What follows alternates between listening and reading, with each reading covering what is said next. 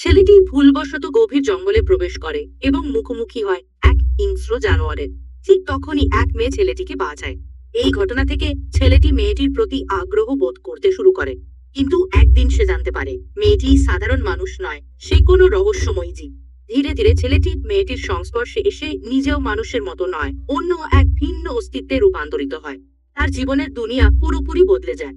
এক সময় মেয়েটি ছেলেটিকে বাঁচাতে গিয়ে ভয়ঙ্কর এক চক্রে ফেঁসে যায়। এরপর কি ঘটে তা এই এক্সপ্লেনেশন ভিডিওতে দেখানো হবে। একটা কথা বলে রাখি, যদি এই মুভিটি সম্পূর্ণ দেখতে চান তাহলে কমেন্ট বক্সে দেয়া লিঙ্কটি ভিজিট করুন। গল্পের শুরু ব্রিটিশ আমলের সময়। যখন ব্রিটিশ সৈন্যরা জঙ্গলের মধ্য দিয়ে এগোতে থাকে, তখন একটি প্রজা হঠাৎ কিছু অস্বাভাবিক অনুভব করে এবং সতর্ক করে দেয়, এখান থেকে দ্রুত পালানো, এখানে বেতাল আছে। কমান্ডার প্রশ্ন করে, বেতাল কি? প্রজা জানায়, বেতাল হলো রক্তপিপাসু জীব, মানুষকে আক্রমণ করে। কমান্ডার অবিশ্বাস করে এবং বলে, এগুলো কল্পকাহিনী, এগুলো আমাদের কাজে বাধা দেবে না। সৈন্যরা এগিয়ে চললে হঠাৎ করে ঘোড়াগুলো থেমে যায়। মনে হয় তারা কোনো অদৃশ্য কিছু অনুভব করেছে। কমান্ডার প্রজাকে সামনে পাঠায়, কিন্তু প্রজা কিছু অস্বাভাবিক দেখেনি। ঠিক সেই সময় এক বেতাল প্রজাকে তুলে নিয়ে যায়। এরপর ঝাঁকে বেতাল সৈন্যদের ওপর হামলা চালায়।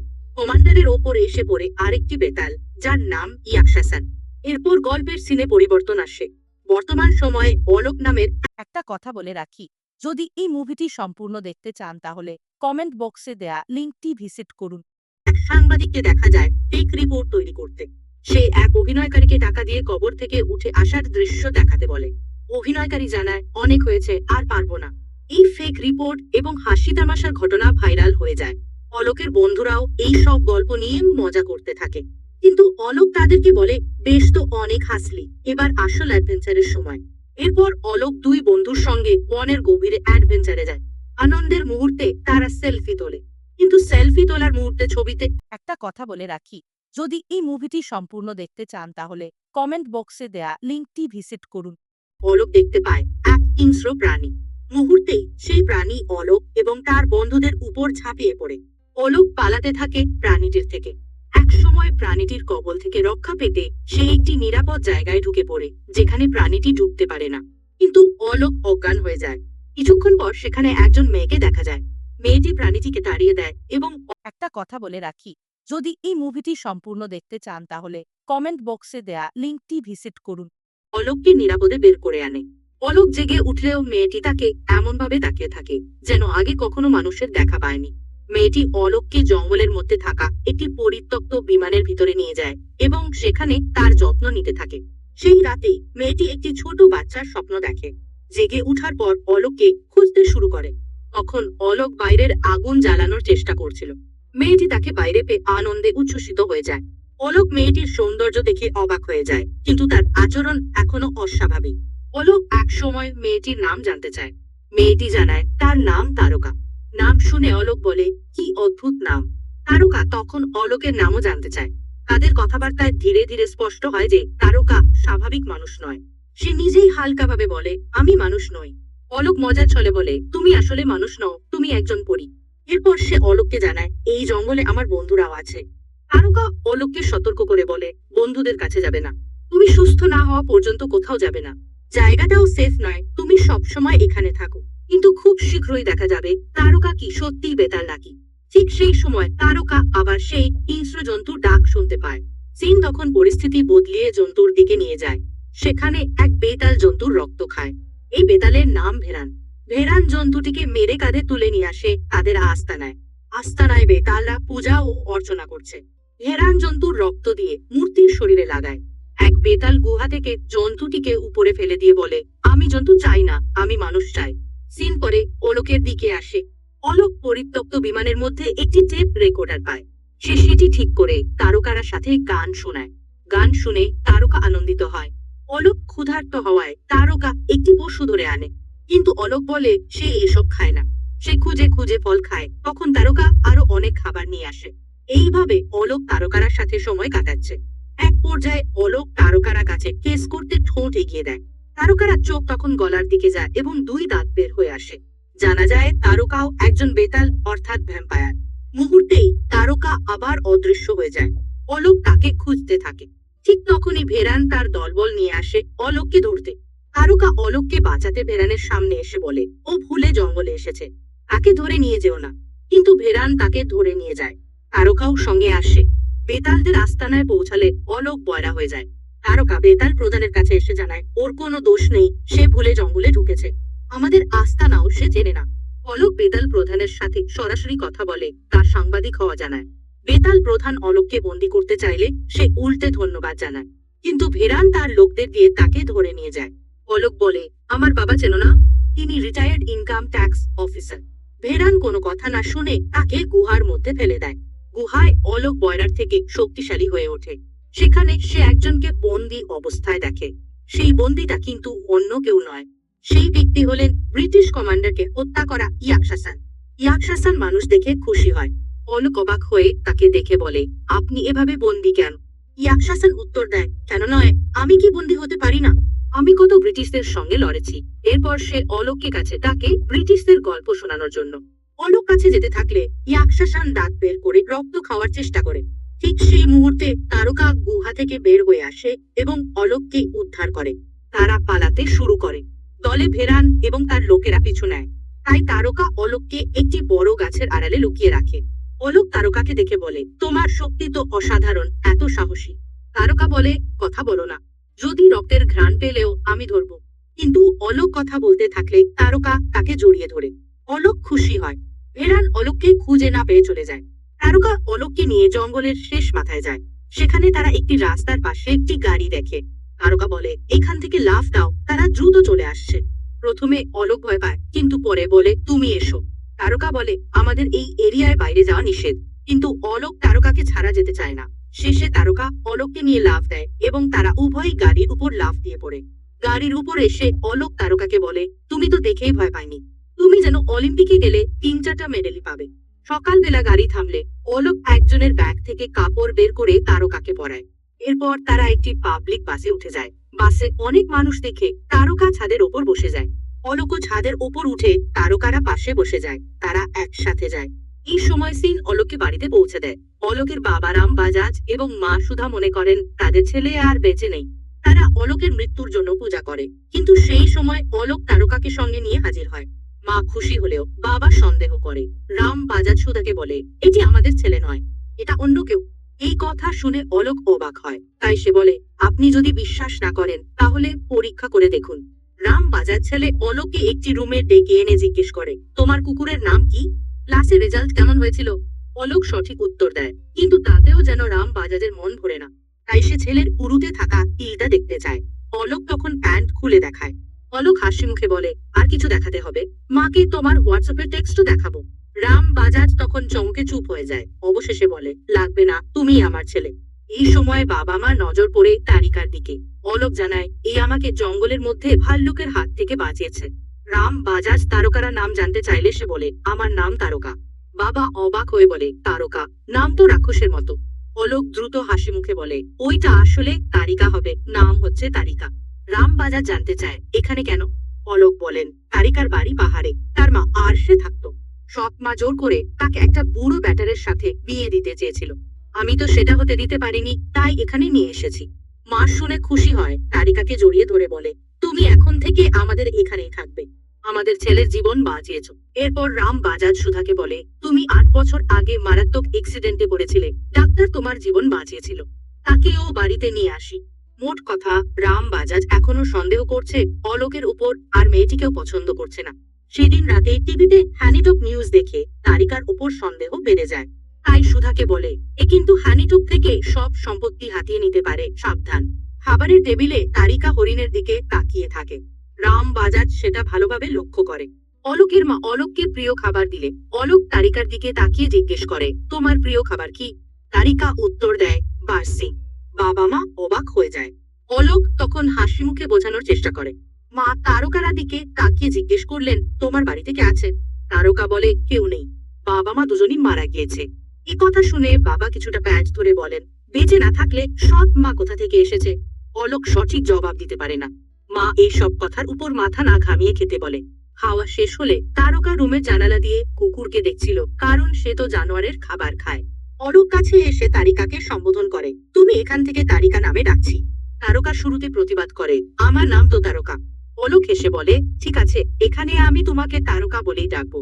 সবাইকে সাথে মিলেমিশে থাকতে হবে। এরপর তারকা হঠাৎ ভ্যানিশ হয়ে যায়। অলোক সমস্ত জায়গায় খুঁজে ফেলে, কিন্তু তাকে পায় না। শেষমেশ তারিকা নিজে খাটের নিচ থেকে বের হয়। অলোক অবাক হয়ে বলে, এখানে কেন? তারকা হাসে, এখানে থাকতে ভালো লাগে। অলোক খাটের পাশে গিয়ে তারিকার পাশে শুয়ে পড়ে। তারকা বলে, এখানে থাকতে ভালো লাগে। অলোক তখন কিস করার জন্য এগোতে চাইলে তারিকা কোনো সাড়া দেয় না। এই সময় মা অলোকের রুমের দুধ নিয়ে আসে। দুজনকে খাটের ভেতর থেকে বের হতে দেখে বলে, ছেলে মেয়ে দেখি বড় হয়ে গেছে। এরপর সিন নিয়ে আসে ইয়াক হাসানের কাছে। ইয়াক হাসান ভেরানকে জিজ্ঞেস করে, বেতালের কাছ থেকে মানুষ কিভাবে পালায়? ভেরান উত্তর দেয়, তারিকা সাহায্য করেছে। ইয়াক হাসান বলেন, আর কত এরকম জানোয়ারের রক্ত খাবে? মানুষের রক্ত খাও। ভেরান বিরক্ত হয়ে বলে, এ তো আমাদের রুলসের বাইরে। ইয়াক হাসান জানান, রুলস ভঙ্গ করেছে। সে মানুষকে ভালোবেসেছে। তাকে ধরো। সিন আবার রাম বাজাজের দিকে নিয়ে আসে। বাইরে কিছু ছায়া দেখে জানালা দিয়ে তাকালে গাছে তারকা লাফ দিতে দেখে রাম বাজাজ ঘুমন্ত স্ত্রীকে জাগিয়ে বলেন, তারকা তো কোনো মানুষ নয়, এটা এক আত্মা। আমি তাকে অলোকের রুম থেকে গাছে লাফ দিতে দেখেছি। সুধা বিরক্ত হয়ে বলেন, আমাকে এখন আত্মা বানাও না, চুপচাপ শুয়ে থাকো। রাম বাজাজ ভয়ে শুয়ে পড়ে। অন্যদিকে অলোক জানালা দিয়ে দেখে তারকা নিচে কুকুরকে খাচ্ছে। দ্রুত তারকার কাছে গিয়ে বলে, তুমি কি এসবই খাচ্ছ? তারকা উত্তর দেয়, হ্যাঁ। অলোক হেসে বলে, এই কুকুর খাওয়া যাবে না। আমি আগামীকাল তোমাকে তোমার প্রিয় খাবার খাওয়াতে নিয়ে যাব। পরের দিন অফিসে অলোকের বন্ধু তাকে খুঁজতে খুঁজতে বলে, তোকে তো আমি কোথাও খুঁজে পাইনি। অলোক জানায় তারকা তাকে বাঁচিয়েছে। বন্ধু জানতে চাইলে সে হেব্বি দেখতে হয়েছে বলে অলোক জানায়। সেই রাতেই অলোক তারকাকে সুন্দর করে সাজিয়ে একটি রেস্টুরেন্টে নিয়ে যায়। কিন্তু সেখানে বড় বড় মাংস না খেয়ে তারকা মদ খেয়ে সবার সঙ্গে নাচতে শুরু করে। অলোক বারবার তাকে ফিরিয়ে আনতে চাইলেও তারিকা নাচ বন্ধ করে না। একসময় কয়েকজনকে সরানোর চেষ্টা করলে তারা রেগে যায়। তাই অলোক দ্রুত তারকাকে নিয়ে গাড়ি চালাতে থাকে। পিছনে তাড়া করতে দেখে বিপদ এড়াতে একটি বন্ধ রাস্তার মধ্যে গাড়ি ঢুকায়। সেখানে পরিস্থিতি তীব্র হয়ে যায়। বখাটেরা আলোকের উপর হামলা চালায়, আর তারকা রেগে বড় দাঁত ও শক্ত নখ বের করে সবাইকে ভয় দেখায়। প্রধান বখাটের রক্ত খাওয়ার চেষ্টা করলে অলোক ডাক দিয়ে তাকে থামায়। এরপর দ্রুত তারিকাকে নিয়ে তারা সেখান থেকে পালায়। পরে দেখা যায় ভেরান প্রধান বখাটের রক্ত চুষে হত্যা করেছে। অলোক বুঝতে পারে তারিকা শুধু রক্ত খায়। অবাক হয়ে সে জানতে চায়, তুমি কি ভ্যাম্পায়ার? তারকা উত্তর দেয়, না, আমি ভ্যাম্পায়ার নই, আমি বেতাল। আমি শুধু রক্ত খাই। এ শুনে অলোক কিছুটা ভয় পায়, আর তারকা তাকে ড্রাকুলার মতো লাগে।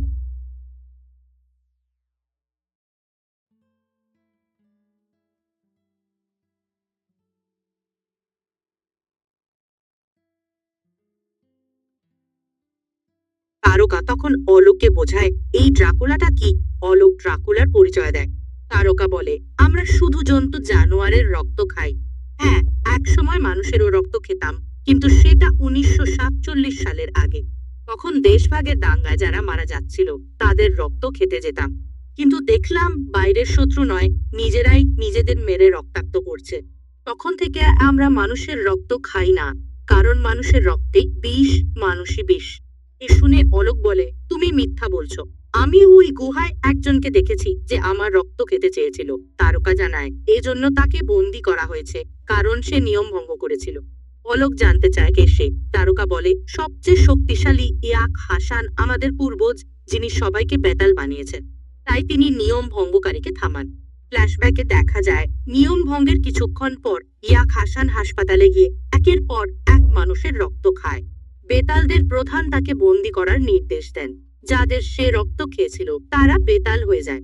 ইয়াক হাসান বন্দি অবস্থায় বলে, যেদিন কেউ আবার নিয়ম ভঙ্গ করবে এবং মানুষকে বেতালে পরিণত করবে, আমি ফিরে আসব। তখন আর আমাকে বন্দি রাখা যাবে না। ফ্ল্যাশব্যাক শেষ হলে অলোক তারকাকে প্রশ্ন করে, তুমি কি তখনও 1947 সালে ছিলে? তারকা অলোকের বুকে হাত রেখে বলে, আমি মানুষ নই, আমার হার্টবিট নেই, কিন্তু তোমার আছে, তাই আমি শুধু তোমার দিকে ঝুঁকি। সেদিনই কলিং বেলের শব্দ হয়। ইন্সপেক্টর পিক আসে মারামারির জন্য। অলোক অস্বীকৃতি জানায়, কিন্তু পিকের চোখ পড়ে তারকার দিকে। তারকা সব স্বীকার করে, কারণ সে মিথ্যা বলতে পারে না। এরপর পিক তারকার সঙ্গে আলাদা রুমে নিয়ে যায়, যেখানে দুজন বেতালের রিচুয়াল শুরু হয়, কারণ পিকও একজন বেতাল। বেতাল তারকাকে বলে, লাশগুলো দেখে বুঝেছি এগুলো তোমার কাজ। তারকা অবাক হয়ে যায়, কারণ সে তো কাউকে মারেনি। পিক তখন জানায়, ভাগ্যেশ ঘাড় মুটকিয়ে মেরেছ, রক্ত খেলে তো তারা বেতাল হয়ে যেত। আমি 172 বছর ধরে মানুষের মধ্যে সম্পর্ক করার চেষ্টা করছি, কিন্তু তুমি বিপদ ডেকে আনবে। অলোকের সঙ্গেও তোমার থাকা বিপজ্জনক, তাই তোমাকে এখান থেকে দূরে যেতে হবে। তারকা পিককে বোঝায়, আমি তোমার মতোই একজন, আমি তোমার সঙ্গে থাকতে চাই, কিন্তু তোমার থেকে দূরে থাকা আমার জন্যই ভালো। অলোক তাকে থামাতে চাইলে তারকা তার ভয়ঙ্কর রূপ দেখায়। অলোক নিজে গাড়িতে করে তাকে বাস স্টপে নিয়ে আসে এবং বাসে উঠায়। ওই সময় ভেরানকেও বাস স্টপে দেখা যায়। বাস ছাড়ার পর অলোক গাড়িতে ফেরার পথে শুধু তারকার সঙ্গে কাটানো মুহূর্তগুলো মনে করে আর নিজেকে ধরে রাখতে পারে না, তাই বাসের কাছে গিয়ে তারকাকে নামতে বলে। তারকা বাস থামাতে বললে মারাত্মক অ্যাক্সিডেন্টে পড়ে অলোক। তারকা ছুটে এসে গাড়ি থেকে অলোককে বের করে কোলে নেয়।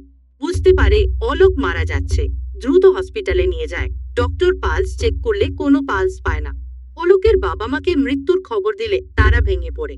এর মধ্যে অলোকের শরীর কাঁপতে থাকে, দাগ মুছে যেতে শুরু করে। বেতালের আস্তানায়ও অস্বাভাবিক ঘটনা ঘটতে থাকে। অলোক হঠাৎ জেগে ওঠে, চোখ লাল হয়ে যায়। বেতালের আস্তানায় আলো জ্বলে ওঠে। ইয়াকশাজা খুশি হয়, মুক্তি পেতে চলেছে। অলোক জীবন ফিরে পেলে রুম থেকে উধাও হয়। নার্স সবাইকে জানালে সবাই রুমে আসে। রাম বাজার জানালার কাছে দাঁড়িয়ে দেখতে পায় কেউ উপরে উঠছে, আর সে নিজে উপরে যায়। উপরের এক রুমে অলোককে রক্ত খেতে দেখা যায়। রাম বাজাজের দিকে ভয়ঙ্কর রূপ নিয়ে তাকালে সে ভয় পেয়ে অজ্ঞান হয়ে যায়। পরের দিন তার ঘুম ভেঙে যায়। রাম বাজাজ প্রথমে ঘুম ভেঙে ছেলের খোঁজ করতে থাকলে সুধা জানায় ও তো তার রুমে ঘুমাচ্ছে। রাম বলেই ওঠে, আমি আমার ছেলেকে অস্বাভাবিক অবস্থায় দেখেছি। সুধা বললেন, এসব না ভাবু, বিশ্রাম দাও। অলোক হঠাৎ ঘুম থেকে জেগে আলো সহ্য করতে পারে না। আয়নায় নিজের চেহারা দেখে অবাক হয়, আগে যা দাগ ছিল সব মুছে গেছে। ঠিক তখনই তারিকা রুমে এসে অলোককে জিজ্ঞেস করে, তুমি কেমন আছো, কি হয়েছে? তারিকা তখন একটি বিশেষ রিচুয়াল শুরু করে। অলোক জড়িয়ে পড়ে। রিচুয়াল শেষ হলে সে নিজের শরীর দেখে চমকে যায়।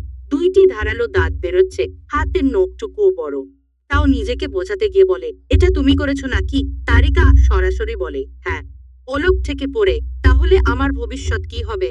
আমি কি করে চাইবো? তারিকা নরম কণ্ঠে বলে, তুমি তো আগে মারা যাচ্ছিলে, আমার কাছে চাইবার কোন পথ ছিল না। আমি তোমাকে হারাতে চাইনি, এজন্যই তোমাকে বদলে দিয়েছি। আমি চাই তুমি আমার কাছে থাকো, হারাতে পারবো না। কথা বলার মাঝেই ইয়াকশাসান দূরে খুশি, কারণ তার মুক্তির দিন নিকট আসছে। বেতালদের প্রধানও নির্দেশ দেয় যে যে মানুষকে বেতাল বানানো হয়েছে তাকে এখানে বন্দি করো। তাদের থামাকে আর দীর্ঘ সময় আটকানো যাবে না।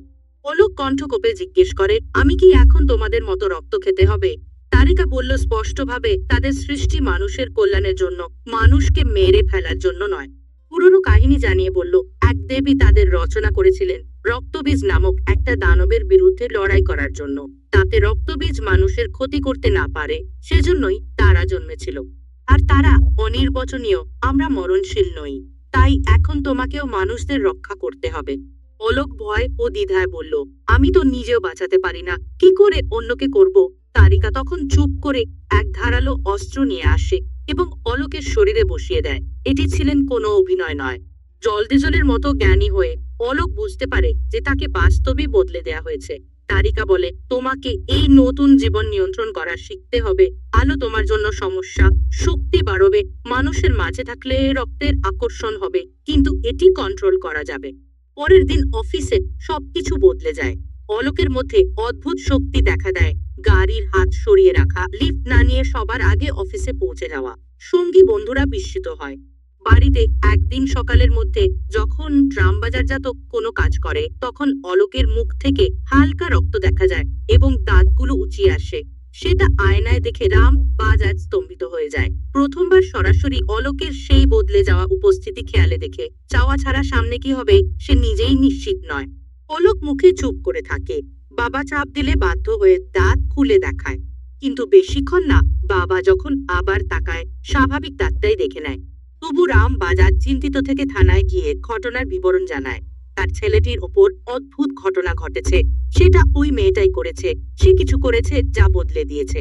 থানায় এই কথা শুনে পিকও বিষয়টা জানতে পারে। পিক তাকে বাড়িতে যেতে বলে এবং নিজে বলেও দেখে গেছে, কিন্তু পিকও এই বিষয় নিয়ে সব সময় চিন্তিত থাকে। এদিকে বেতালদের অন্দরে বিষয়টা পৌঁছে যায়। ভেরান প্রধানের কাছে দাবি করে নতুন বেতালটিকে ধরপকড় করে মেরে টেনে আনতে হবে, আর তারিকা ওইগুলোকে বন্দি করে রাখতে হবে। প্রধান সতর্ক করে বলে, আমাদের নিয়মে বেতালরা বেতালকে হত্যা করতে পারে না। ভেরান তাতে আপত্তি করে, অনেক নিয়মই বদলে গেছে, এটা ও বদলাবে। প্রধান এক মূর্তির ধারণ দেখিয়ে বলে, এই নিয়ম ভাঙবে শুধু একজন থামায় বদলাতে পারে। ভেরান কড়া স্বরে বলে, আমাদের থামা যে ওই মহান ইয়াক হাসান। প্রধান মূর্তিটা দেখিয়ে বলেন, নতুন থামা যে যার বুকেই হার্টবিট থাকবে, ইয়াক হাসান তো থামা নয়। ভেরান ওই কথাগুলো মানতে রাজি নয়।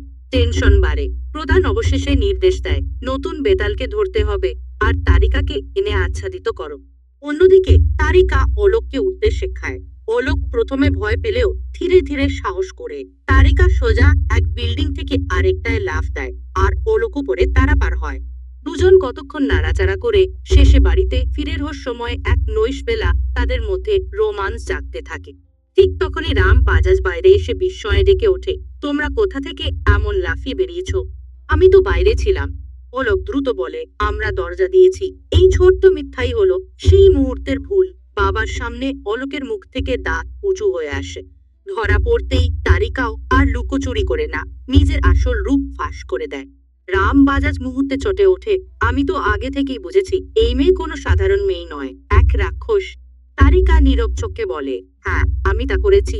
রাম বাজাজ রাগে বলে, তুমি কি ইচ্ছা করেই আমার ছেলেকে এমন করেছো? ওকে তোমার মতো বানিয়েছো? তারিকা কষ্টে বলে, অশোক মারা গেছে, আমি তাকে ভালবেসেছিলাম, তাই আমাকে অন্য উপায় দেখেনি, বলবার মতো আর কিছু ছিল না। কিন্তু আমি তাকে ভালোবাসি, তাই আমার কাছে আর কোনো উপায় ছিল না। অলোক বাবার কাছে আসে, হাত তার বাবার বুকে রেখে বলে, দেখো বাবা, আমার হার্টও নেই, আমি আসলেই মারা গিয়েছি। বাবার চোখে কষ্টের ছায়া পড়ে। সে মার মুখে কি বলবে সেটা ভাবতে পারছে না। সে দৃঢ়ভাবে বলে, যেভাবেই হোক আমি আমার ছেলের হার্ট বিট ফিরিয়ে আনবো। অলোক ধীরে উত্তর দেয়, বাবা সেটা সম্ভব নয়, বড় তান্ত্রিক দেখানো হলেও লাভ হবে না। বাবা তখন শক্তি নিয়ে বলে, গড তো পারবে, তাহলেই গডকেই দেখাবো। ঠিক সেই সময় আমাদের সামনে আসে এক ফাদারের চরিত্র। যারা মঞ্জিয়া দেখেছেন তারা তাকে ভালোভাবে চিনবেন। একজন আসে জানা নামের জনা। জনা ফাদারের কাছে আসে তার বন্ধু ভাস্করের জন্য। মনে আছে তো, স্ত্রী 2 এর ক্লাইম্যাক্সে ভাস্কর ও স্ত্রীর সাথে লড়াই করেছিল। সেই সময় ভাস্করের পাশে মার খেয়েছিল, ভাস্কর মানুষ হয়ে গিয়েছিল আর ভেড়িয়ার মতো আচরণ করা বন্ধ হয়েছিল। এবার জনা এসেছে ভাস্করকে ভেড়িয়া রূপে ফেরানোর জন্য। ফাদার ভেতরের রুম থেকে একটি কাগজ বের করে দেখিয়ে জনাকে বলেন, ভেড়িয়াকে আবার বেতাল হিসেবে রক্ত খেতে হবে। যা খাবে তা আবার অন্যের রক্ত খায়। জানা বিস্ময়ে প্রশ্ন করে, জোকের কথা বলছেন কি? ফাদার হাসি দিয়ে বলেন, না, তাদের বড় দাঁত আছে। জানা তখন ভাস্করের কথা মনে পড়ে যা ভাস্কর আগে তাকে বিষয়টি জানিতেছিল। ফাদার বলেন, এই বেতালরা প্রায় বিলুপ্ত, তারা আর নেই। জানা মৃদুভাবে বলে, আমাকে আমার বন্ধু বলেছে। ঠিক তখন রাম বাজার ছেলেকে নিয়ে ফাদারের কাছে আসে। সে ব্যাখ্যা করে, এক ডাইনি আমার ছেলেকে কেটে তার মতো বানিয়েছে, এখন তার 2টা দাঁত বের হতে গেছে। ফাদার তাকিয়ে বলেন, পাশে থাকা এটি কি আপনার ছেলে? রাম বাজাজ কিছু না বললে অলোকের আসল বেতালের রূপ প্রকাশ পায়। ফাদার আনন্দিত হট, আমি জানতাম এই বেতাল, এমন বেতালের দেখা পেয়ে সত্যি খুশি হলাম। রামবাজাজ তখন বললেন, এই বেতাল থেকে আমার ছেলেকে মানুষে রূপান্তর করা যাবে না? ফাদার নিষ্প্রতারণে বললেন, সেটা সম্ভব নয়, কোনোভাবেই সম্ভব নয়। নিরাশ হয়ে রামবাজাজ ছেলেকে নিয়ে ফিরে গেলেন। অলোক বেরিয়ে এসে বাবার বিরুদ্ধে রাগ দেখালো, বলল, যাকে তুমি ডাইনি বলছো তিনিই তো আমার মৃত্যুর পরে আমাকে বাঁচিয়েছেন। এই কথার সঙ্গে সে একা চলে গেল। ফাদারের কাছে জনা ফের এলে ফাদার কানে কানে জানালেন, ওই জাতগাছ যিনি এসেছিলেন তার রক্ত দিলে ভাস্করটি ভেড়িটা থেকে ঠিক হতে যাবে। জনা খুশি হতে ফাদারের দেটা একটা কাপড় নিল। বসে থাকা চেটারের কাপড় ফাদার বললেন, এটা ভেড়িটার কাছে নিলে তুমি তাকে বেতাল করে তুলতে পারবে। অলোক একা হাত ছিল। হঠাৎ আয়নার দেখে মনে হলো কেউ তাকে ফলো করছে। আসলে তা ভেড়ানের দল বলে। অলোক ঘটপেটে ফোন করে তারিকাকে জানাট। তারিকা তাকে উঁচু এক জাটকাটা আসতে বলে এবং নিজেও যেতেই হট। অলোক ভেড়ানের চোখ থেকে পালাতে গিয়ে এক ঝলকে একটি বিল্ডিংটের চালের ওপর ওঠে। ঠিক তখনই শত শত বাদুস তাকে ঘিরে ফেলে। আর এই মুহূর্তে প্রবেশ করে ভাস্কর অলোকের নিকট এসে রক্ত চাইলে অলোক জবাব দেয়, আমরাও রক্ত খাই, আর তুই আমার কাছে রক্ত নিতে এসেছিস। কথাটা বলে দুইজন একে অপরের বিরুদ্ধে ঝাঁপিটে পোজে মাঠে তুমুল লড়াই শুরু হত। কেউ কাউকে ছাজে না। এক পর্যায়ে অলোক নিজে হাত কেটে একটি চক্রান্ত চালাত। বিল্ডিং থেকে ফেলে দেওটার ভাঁজ করে, কিন্তু এক ফোঁটা রক্ত পোজে ভাস্করের মুখে। আর তখনই ভাস্কর ভেড়িটার রূপ নেট। আগের চেয়ে অনেক বেশি বর্বর। ভেড়িটাকে দেখে অলোক ভট পেটে পালানোর চেষ্টা করে, কিন্তু ভেড়িটা তার পিছু নেয়। ধরাধরের অলোক পালাতে থাকে। অন্তত একবার যখন অলোক একটি বিল্ডিংটের কিনারা থেকে পড়তে থাকে, তারিকা হাতপট করে তাকে ধরে টেনে তুলল। তারপর তারা একটি কাপড়ের দোকানে ঢুকে লুকিতে পজল। সেখানে অলোক জিজ্ঞেস করল, একে কি তুমি চেনো? তারিকা বলল, না, তবে কেউ একজন চিনতে পারে, এবং বলেই নিজেকে গোপন করল। অন্যদিকে ভাস্কর একসময় নিজের ভয়ানক প্রতিচ্ছবিকে আপনার দেখে নিজেই কাঁপে। তার পুরনো রাগ মিটে সে স্বাভাবিক রূপে ফিরে যাট, দোকান থেকে বেরিয়ে যাট। তারপরে তারিকা অলোককে নিতে যাট ইন্সপেক্টর পিকের কাছে। অলোক প্রশ্ন করে, এভাবে পুলিশের কাছে কেন? পিকও হতাশ হতে বলে, তুমি কেন ওটাকে এখানে এনেছো? তখন তারিকা কোনো রিচুটাল শুরু করলে ঘরকারেরা একে একে বেতালের রূপ পান। সবাই একই রকম চেহারা নিতে দাঁজাট। পিক চমকে বলে, তুমি এও বেতাল বানিয়ে ফেললে, এটা বিপদ ডেকে আনবে। অলোক তখন ভেড়িটার ব্যাপারটি বলতে শুরু করে। পিক জানালেন, আমি ভেড়িটাকে চিনি। আমাদের শত্রু আমাদের রক্ত খেতে পছন্দ করে, আর রক্ত খালে শক্তি দ্বিগুণ হট। যদি তোর রক্ত খেয়ে থাকে, তবে তোরই পিছু এই ভেড়িটা নেবে। আমিও আর আমার টিমও বিপদের মুখে পৌঁছবে। তারিকাকে নিতে পিক তখন বলে, চলো তোমাদের একটু নিরাপদ জায়গায় নিয়ে যাই। কিন্তু এই পোশাকে নয়। তারা ড্রেস বদলে দুজনকে একটি বারে নিয়ে যায়, যেখানে সবাই নাচছিল। পিক বলতে লাগলেন, এখানকার যারা নাচছে ওরা সবাই বেতাল। এই নিয়ে আমাদের রানী। সেখানে পিক অলোককে একটি বিদেশি রক্ত পান করায়। অলোক অল্পে অজ্ঞান হয়ে পড়ে। অনেকক্ষণ পরে পিক পানি ঢেলে অলোককে জাগিয়ে তোলে। আলোর মুখে উঠে দেখা গেল অলোক এখন এক অচেনা জায়গায়। তারিকার সন্ধান করতে চাইলে পিক বলে, তারিকা চলে গেছে। তারপর পিক অলোককে বলে, তারিকা তোমার থেকেও একটা বিশদ লুকিয়েছে। সেই কথার সঙ্গে আমাদের কাছে আগের একটি ফ্ল্যাশব্যাক দেখানো হট।